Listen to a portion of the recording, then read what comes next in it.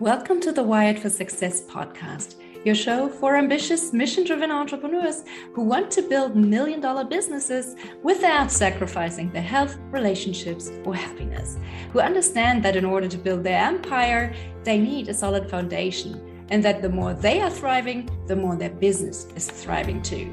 This show brings you the very best from science, self-development, and entrepreneurship to set you up for sustainable success. Hi, I'm Claudia Garbutt, the scientist turned mindset and high performance coach for entrepreneurs, and I help you get wired for success. Hey everyone, and welcome back to a brand new episode of the Wired for Success podcast, where we talk about all things science, self-development, and entrepreneurship that help you get to that next level of success in your life and business. My guest today is Gary Arndt, the renowned travel writer and the host of the popular Everything Everywhere Daily podcast, where he shares fascinating bite-sized stories spanning history, science, geography, and culture. Since launching in 2020, the podcast has released over 1,300 episodes and gained millions of downloads. A seasoned world traveler, Gary has visited over 130 countries and all 7 continents, bringing a global perspective to his storytelling. Welcome, Gary, and thank you so much for taking the time to be on my show today. It's an honor to host you. Thank you for having me. Absolutely. Gary, now it's always great to talk to a fellow podcaster. So I will shamelessly ask you a bunch of podcast-related questions because podcasting has become so big that it's really a game changer for so many people and so many businesses. So let's dive right in. For everyone who is unfamiliar with your show, can you tell us your origin story and why you started your own show? So I was traveling around the world for 13 years. And I started in 2007. I thought I'd travel around the world for a year, maybe 2. And I realized in the process that the earth is very big. And it took me 9 months just to cross the Pacific Ocean, going to all the little island countries. And along the way, I developed a pretty good following on social media. My website became very popular. I became very well known for travel photography. And all of that ended very abruptly in 2020 when the pandemic came.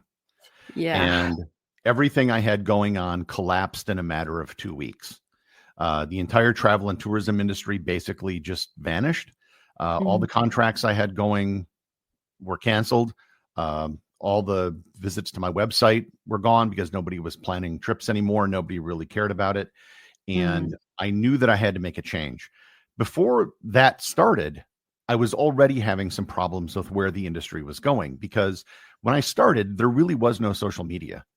Facebook was still for college students. Twitter didn't exist. Instagram didn't exist. And so people would come to my website and I could just write freely about whatever I was interested in or whatever thoughts I had while I was traveling about the different places I visited. And that eventually all disappeared as social media took over. And then eventually SEO became more and more dominant. And people began writing things for an algorithm, not for other people. And that had become completely dominant in travel writing by about 2018. And I didn't like where it was going because it had nothing to do with travel at that point anymore. You didn't need to actually go anywhere. You just needed to research online. And that's what a lot of sites were doing. They were basically creating content farms. And so I knew I had to make a pivot. And I also knew that compared to other friends I had that had who were content creators in other niches, they would often get way more traffic than I would in like food websites or fashion websites or technology websites. And the reason was because people only care about travel when they're about to go on a trip. Nothing new really happens. The Colosseum in Rome, it's still there. It ain't going anywhere. You know, maybe there are some new hotels, but let's face it, you're only going to stay in one hotel if you visit a place, even though there may be several hundred. It really doesn't matter to most people. When they go to search for a hotel, it'll be on the list and they'll make the decision at that time. So I knew I wanted to make a change. And the only part of the internet that was really the same as it used to be was podcasting. You don't have an algorithm in audio podcasting. It requires word of mouth for people to spread the word. People tend to listen to every episode that comes up because it's not algorithm based. A lot of people on YouTube, they may, create a lot of videos and one will become successful because it somehow checked all the boxes. And then people feel they have to do that same thing over and over. So I made the decision to launch my show. My first episode was in July 1st of 2020, a little over 5 years ago. And I decided on a daily format because I thought that made the most sense in terms of a business strategy, and because it was also something that nobody was doing. So I could create a niche that nobody else was filling. And I just started recording episodes. I made a list of 100 show ideas, and I've been doing it ever since. Today's episode is 1,836. Wow, that's so inspiring. And I'm curious, how hard was it for you to make that pivot? Because you said, well, in 2020, it was a huge change for, I would say, everyone, like the world. How hard was it for you, though? Because you said your livelihood was gone in a matter of just 2 weeks. So how did you get it that? wasn't hard because I wasn't giving anything up. You'll often hear people say, don't quit your day job if you start a podcast. My day job quit me. I had no choice. So I didn't have to make the hard decision that I maybe would have had to have done if I had done it a year earlier or 2 years later. Right. And I think there's a lot of opportunities like that'll often come up in a person's life where they can use what might be something bad as an opportunity to make a change. Like 20 years ago, my brother was laid off from his job, and he used it as an opportunity to start a company, which he's still running today and is very successful. But that probably wouldn't have happened if he hadn't been laid off initially. Right. We have to find the silver lining and turn things around, right? Now, the number of podcasts, as you know, has been exploding over the past years, but most vanish into pod fade only after a few episodes. So in your opinion, what makes a great podcaster and a great show? Well, you'll hear numbers that there are like, 3 to 5 million podcasts out there. And that is true. But in terms of podcasts that have been updated in, say, the last 30 days, there's only about 350,000. So the number is much less than you might think, especially if you're looking at other forms of content creation like active social media accounts or active websites. They're much less podcasts than other forms of content. In terms of getting past episode 7, which most podcasts don't ever achieve, I think it has to do with what priority you give the podcast. Because there's a lot of people, it's like, oh, I want to start a podcast. And it's a very low priority. It's just something they want to do. And when something comes up, and something will always come up, then the podcast gets put aside, and then they just don't update it for a couple of weeks. And then the next thing you know, it's dead. And this happens all the time. One of the things I had going for me when I started my show was desperation. I had to make it work because everything else had fallen apart around me. And that sounds funny, but there's a great deal of truth to that. When you need to make it work, you will find a way to make it work. Yeah, it's so funny, right? When it has to work, it usually does. Or, well, it often does. Let's put it like that. Did you ever have a plan B in case it didn't work out? No. Nope. Nope. The Robbie Williams, what does he say? Burn the boats, right? So put all your eggs in just one basket and run with it. To be fair, so I pitched this idea to friends I knew who had successful podcasts, and they all said the same thing. This is a great idea. And the second thing they said was, you're insane. Because with most podcasts fail, daily podcasts really fail. And I realized all I had to do was just not quit. Well, okay, so that's easy enough. I had a lot of free time because it was the pandemic. And I should note there were a lot of podcasts that were launched during the pandemic because people were sitting at home and they were bored. And I just knew if I stuck with it, that it would eventually be successful.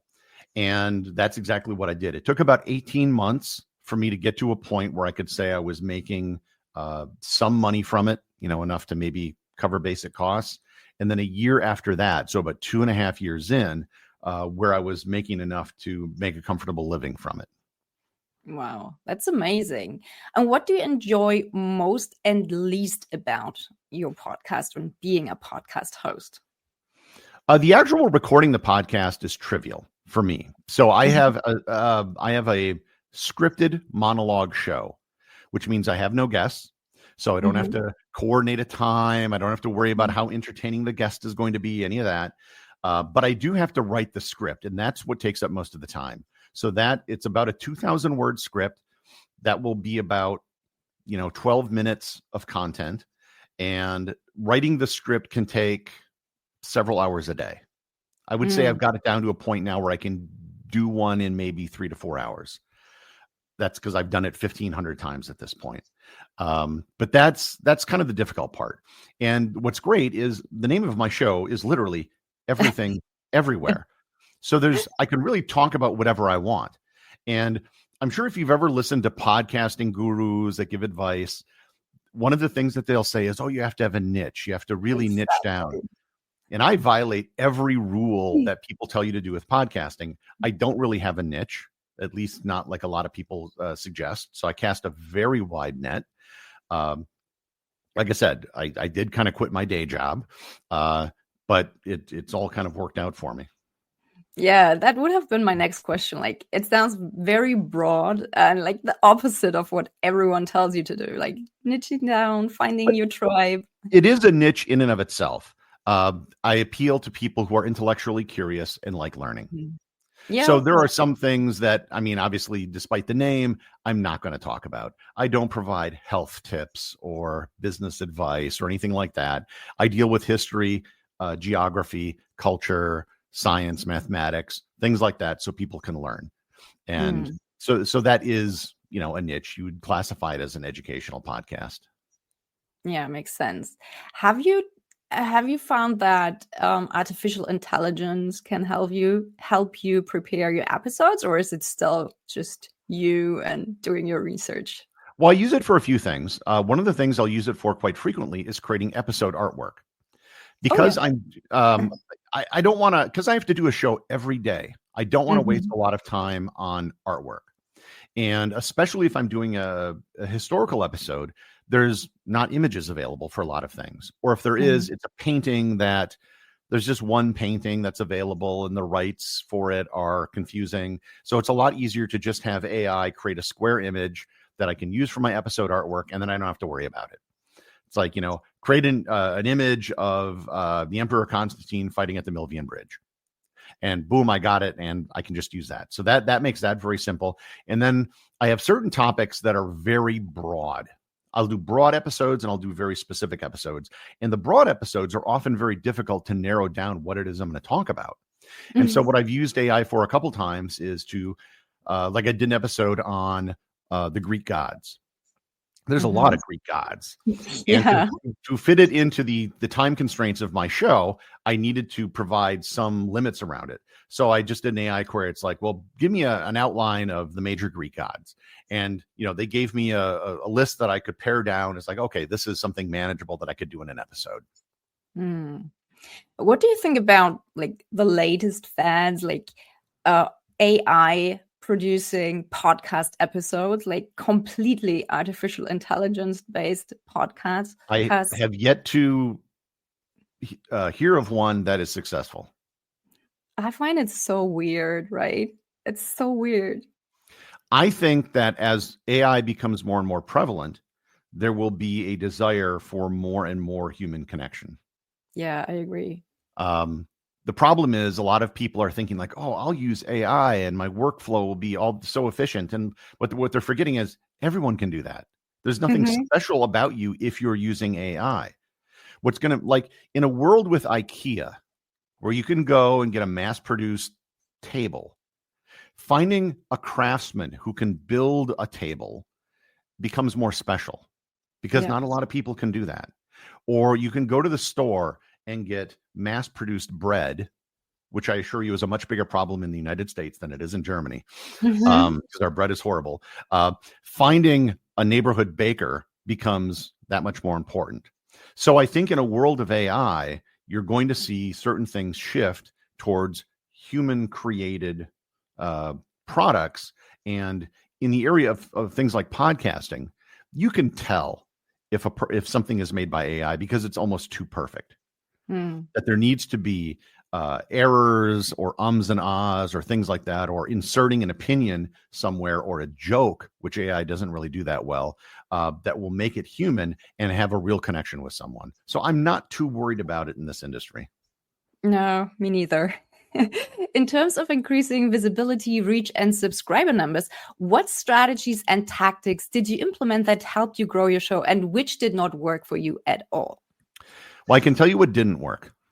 Social media. Oh, really?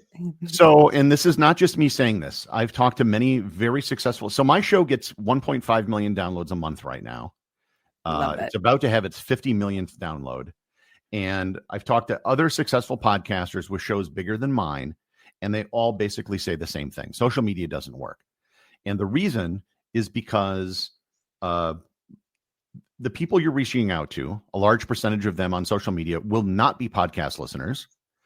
I tried doing stuff on TikTok, and I literally had people didn't know what a podcast was. They didn't know how to listen to one. And because you're promoting your show in one app, what you're trying to do is to get them to convert to another app.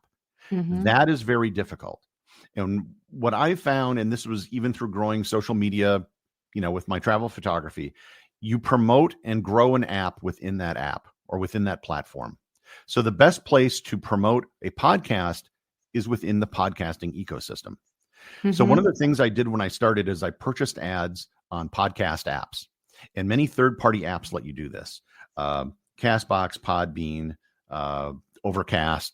There's a whole bunch of them. Where you can buy like a banner ad that goes into it. You can buy ads on other podcasts. You can do ad swaps with other podcasts. You can be a guest on other podcasts. You can.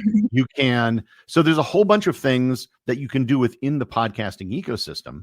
And even if I know nothing about your audience, I know one thing. I know that 100% of them listen to podcasts by definition. So that is already a big part of the battle. Even if, a huge percent of them have no interest in what I do, some percent might, and I know they're podcast listeners. So that's the big thing. And the other thing is to treat what you're doing as if you are a media company, because you are a media company. You might be a small media company, but you're still a media company. And very big media companies. So when the new Avengers movie comes out, they'll spend $100 to $200 million on promotion globally. Even though almost everybody knows about it, they will spend a lot of money promoting it. So if a gigantic global, well-known brand has to promote their media property, I don't know why most podcasters think that they don't. Especially when you, like you said, there's millions of them in Apple Podcasts or Spotify for people to search from and find. You're going to get lost in all of that. So doing some sort of promotion is important. And a lot of podcasters simply don't want to do anything. They want success, but are unwilling to invest any money in it. And I can't think of any other business where that works. You build it and they will come. Just doesn't work in podcasting. Does it ever? No, even if you're building a cafe or a restaurant somewhere, when it opens, you'll need to tell people that it exists. And unless you have a very good location and you get a lot of foot traffic, most people probably aren't going to know it's there, and they need to be reminded of it. Yeah, absolutely. Now, you have done more than 1,300 episodes. So this is super impressive. I've done just over 230-ish. So I'm not quite there yet. So how do you find the time to generate that much content? And what does your content creation process look like? The time is easy. It's my job. Right. People always say this about it. It's like, oh, how can you do that? A daily show? I'm like, do you ask that of people that go work in an office? Do you say, oh, you work in an office every day? How do you do it? It's like, well, it's your job. That's what you do. And the amount of time I spend on an episode is actually probably less than most people spend, in an 8-hour workday. There's a lot of other things I do, but so the first thing is I have to come up with an idea. And so when I started the show, I created a list of 100 show ideas, which is something I recommend everyone do if you start a podcast. No matter what your podcast is, come up with 100 ideas for episodes. Some of those may never happen. Some of those might get merged, whatever, but at least you have the ideas and you're thinking about it, because, and 100 gives you enough for, if it's a weekly show, that's 2 years of content right there. And then, so as I began doing shows, I would take it off the list. And as I came up with new ideas, I'd add it to the list. And what I found is every time I did an episode, in the process of researching it, I would come up with multiple different ideas for episodes. And sometimes it's zooming out and looking at something bigger. And sometimes it's zooming in and looking at a more specific story. Perhaps it's a person, a place, whatever. And I'll get episode ideas from watching television, from watching movies, documentaries. I'll be reading a book and someone may use an anecdote. And I'm like, oh, that actually would be a good episode. And so I've just started adding to the list. So even though I am now on episode 1836, I have 954 episodes on my list, show ideas. And nice.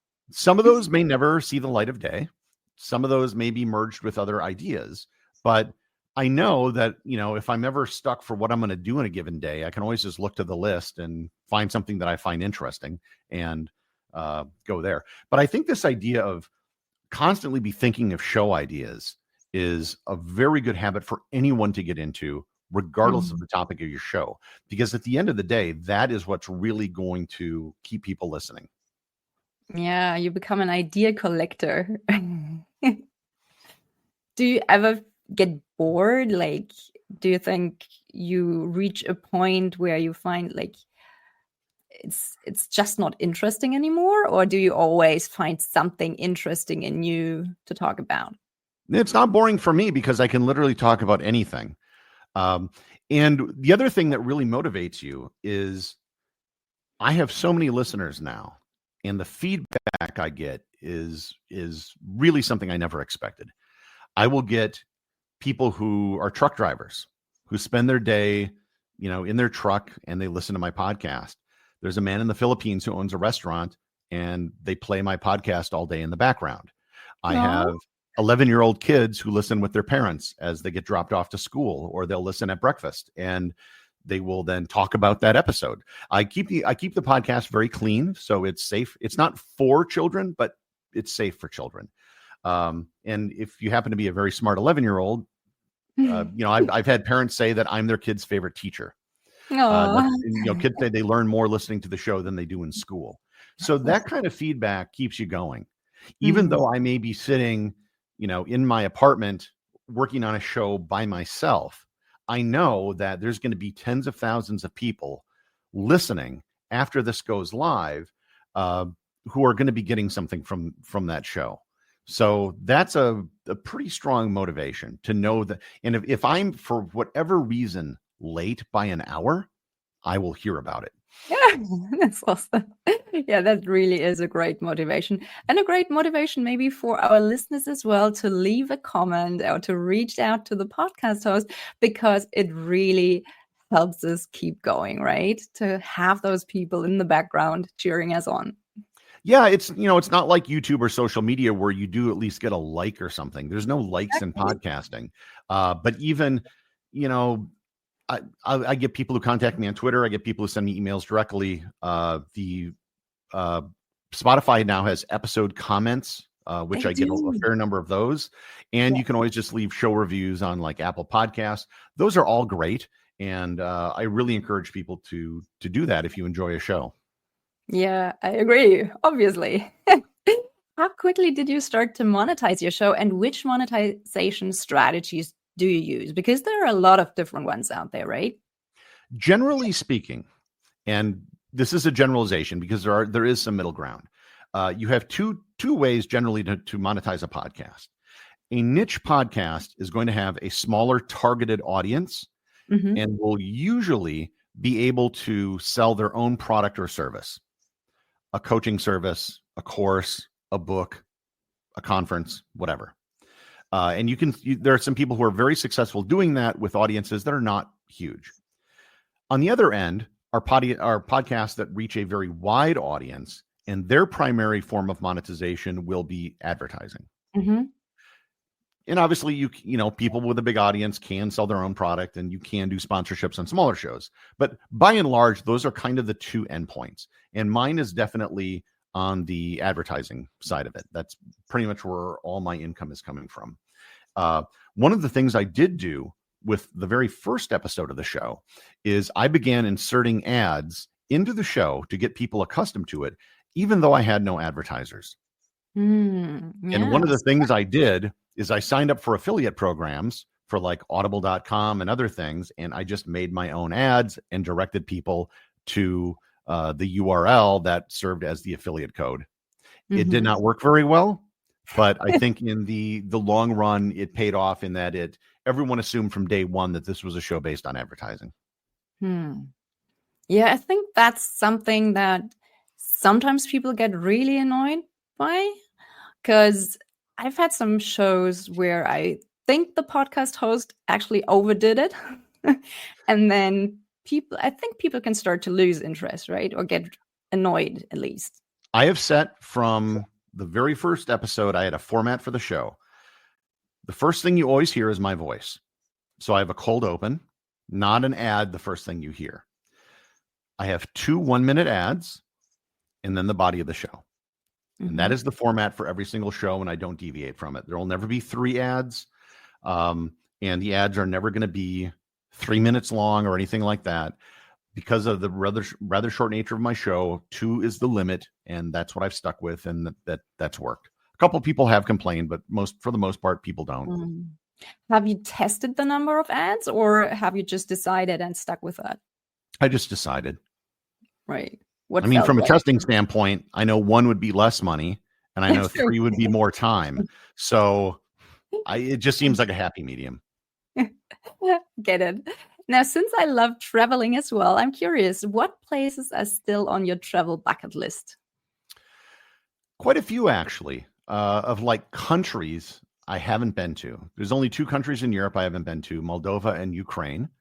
I have not been to Jamaica for no reason, even though it's a popular destination. I just never got around there. I haven't been to Peru, Colombia, Nepal, Kenya, Tanzania. Those are probably the most popular countries that I've not been to at this point. But I've been to like all the tiny countries in the world. That's amazing. I've been to Liechtenstein. I've been to Tuvalu, Nauru, you name it.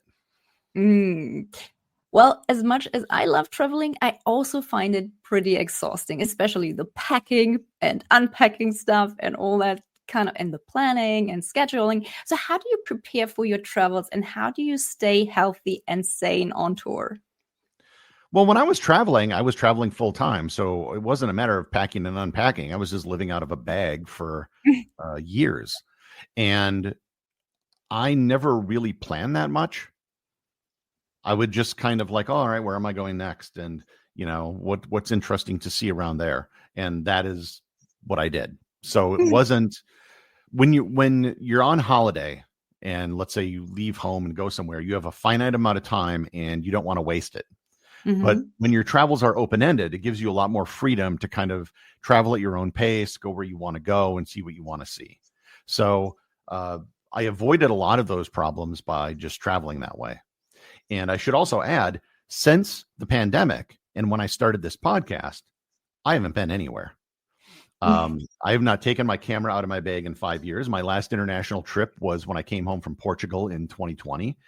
And the podcast has been growing so much and doing so well that I've just been focusing on this. And a lot of people say like, oh, don't you really want to be traveling again? And I have to tell them, it's like, I've traveled a lot. I'm pretty good in that department. I've, seen and done more than 99.99% of the population ever will. So I'm fine for now. But that being said, I can do this show from anywhere. So I'm probably going to be taking it on the road at some point. I was thinking of maybe going to Australia this winter, Nice. or maybe the Canary Islands, seeing how it works, and just staying there for, several weeks or maybe up to 2 months and just recording the show there and avoiding the cold weather. Sounds good to me.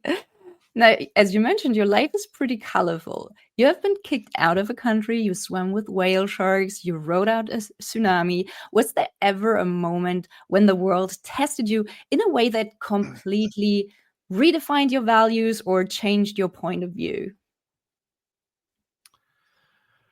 I don't know if it changed me. There's not like just one thing. I think there's a bunch of things that over a period of time kind of add up. One of the things, and it was not dramatic at all, I was at the very start of my travels. And whenever you go on a trip, in the back of your mind is always this notion that you're going to go home. Whether it's a good trip or a bad trip, the trip is going to end and you get to go home. And I was maybe 2 weeks in, which is kind of the length that most people have for a holiday. And I was in Hawaii and I was sitting at a picnic table and I kind of had that notion of like going home, and it struck me, I can't go home. I don't have a home anymore. I sold it. And in that moment, just sitting at this table, being struck by this notion that I can't go home, I realized that wherever I was at that moment was home. And that was kind of a mental transformation that has stuck with me ever since, that you tend to be more patient. You tend not to be as anxious. I don't get worried about stuff, and I can deal with almost anything once you know that where you are is where you are. And a lot of people, they want to go back home. They want to get to the comforts of their life and the things that they're used to. But when you totally divorce yourself from that, it really changes your perception on how you live. That's an interesting shift. It's kind of like you don't have a safety net anymore. You just have to face everything head on. Yeah. And I was doing this by myself too. So you have to learn to figure stuff out. If you're at an airport and your flight gets canceled, you got to deal with it. I remember I was in Tokyo once and I didn't realize it was a holiday in Japan, and everyone was coming in and all the hotels were booked. And the only place I could find was at one of these, what are they called? They're like, you get basically a coffin. It's really tiny, and it's for businessmen to stay overnight a capsule hotel. And so I stayed in a capsule hotel for a few nights. It was a very interesting experience. I'm kind of glad I did it. I don't think I'll ever do it again. But I learned to figure it out. And I've had things like that happen. It's like, I'm stuck in the middle of a snowstorm. What do? You learn to adapt and figure things out, and you develop a lot of confidence. And there was a big difference. So the first place I went that was an international destination after Hawaii was Tahiti, where they speak French, and I don't speak French. And I remember being very intimidated, afraid to take the bus because of the language issues, everything else. Today, you could easily drop me there and I wouldn't think twice about it. Because one of the things I learned is that the true international language is money.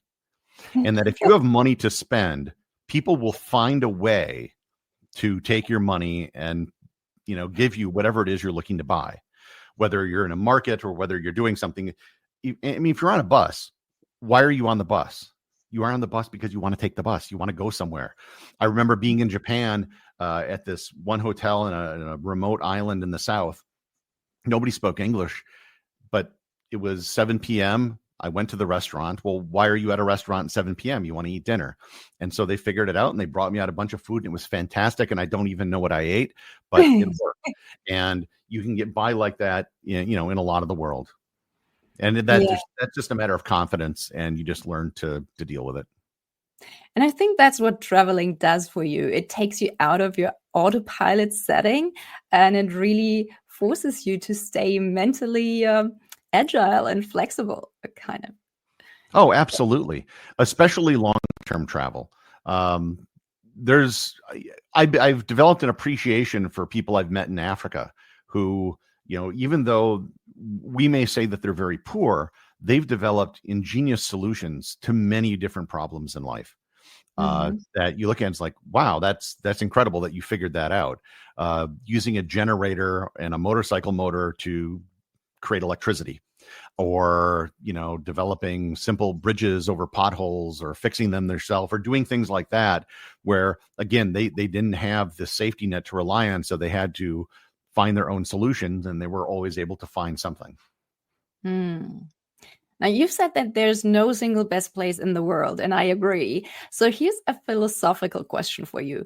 Do you think there's a best version of ourselves that we can arrive at, or are we meant to evolve endlessly, like travelers without a destination? No, I think you're always changing. I've had to reinvent myself several times in my life, where I've changed the business I'm in, I've changed what I was doing, my lifestyle, and I believe that I'll probably be changing that again at some point in the future, based on circumstances. I don't think, I hope it's not that there's just one final version, because once you achieve that, if you achieve it, that means you're done. Yeah, it's sad, right? Yeah. In the course of traveling, I remember going to the Galapagos once, and there was a 91-year-old woman who was with us on the trip. And even though she was 91, she was still getting out there and exploring the world. And most people her age are probably happy to sit in a retirement community and do nothing. And she was out there doing something. And, maybe that wasn't the kind of thing she was doing when she was younger, but she's doing it now. And she reinvented herself even at that age. So good for her. Yeah, absolutely. Speaking of change and reinventing yourself, with such a non-linear career from mathematician to blogger to podcaster, how do you define success, and what advice would you give to multi-passionate entrepreneurs stuck in analysis paralysis? Whatever you want to do, waiting until it's perfect is never the solution, because you won't. Let's take podcasting. I know a lot of people, I'd like to start a podcast. I was like, all right, well, do it. Here's your tools. You can go get a microphone cheap. You can get started with, for almost nothing to host your podcast. You can get started tomorrow. They're like, no, I got to think about it. And what they want to do is make it perfect, but it's not.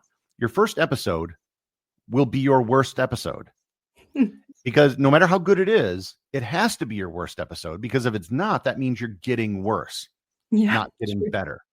So just start. And then there'll be an iterative process of learning. When I started doing photography, I bought a camera that was very expensive, thinking that it would take good photos. And I learned quickly that is not how it works. And the photos were horrible. So I learned, okay, there are all these knobs and dials and buttons on this. I have to know what they do. So I spent a period of several years learning how to take photos and how to use my camera. And from 2007 to, I think the first year was from 2013. So it was a period of 6 years. I went from knowing nothing about photography and buying my first camera to being named Travel Photographer of the Year in North America. And that was an iterative process. You learn by doing, by failing, identifying the failure, improving it, and doing that over and over and over. And that takes a lot of steps. And if you're just waiting around, I think it's more fear of failure than it is anything else. You have to accept the fact, okay, this isn't going to be perfect, but the way I get out of not being perfect is by doing. And I think that's important for any field of endeavor, whether it's business or whether it's sports or whether it's content creation.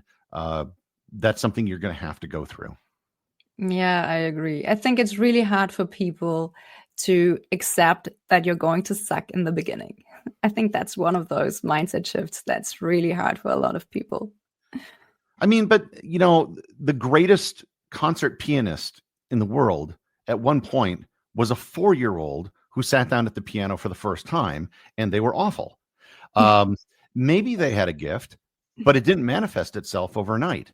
And that's true of everyone. And if you just embrace the suck, and if you understand, okay, I'm not going to be great at this at first, but I'm determined to become better, then I think over time you will be. And that process may take years, but I do think you can get there.